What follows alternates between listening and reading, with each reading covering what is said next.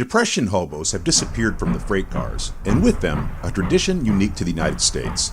After all, America was settled by people looking for something better, and hoboing reflects the wanderlust and our national character.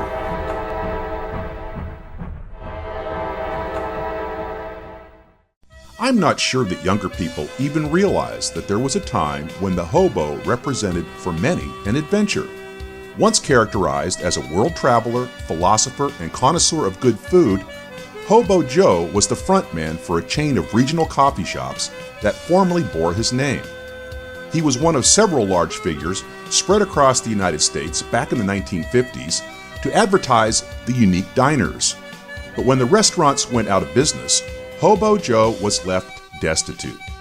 Many of his fellow greeters were destroyed, but this particular one in Buckeye fortunately survived scorn and politics.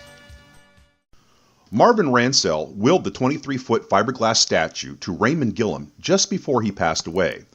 On July 12, 1989, Joe was erected on a concrete platform at 1045 East Monroe Avenue in front of Gillum's Meat and Locker Company in Buckeye. For 28 years, Hobo Joe stood here, tall and proud, greeting those who passed by.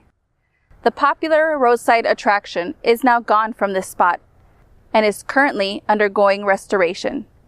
My name is Ginia Frias, and this is Buckeye Discovered. In July of 2016, the Buckeye Main Street Coalition purchased Hobo Joe, and the following year moved him to an empty hangar here at Pierce Aviation. As you can see, the sandblasting is now completed, and he now awaits fiberglass repair and painting. You can contribute to this restoration project by making a donation today.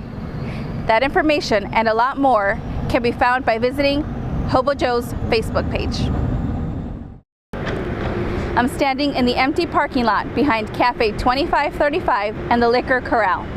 In September of 2017, the city approved this site in historic downtown Buckeye, where the iconic Hobo Joe will be resurrected in the future.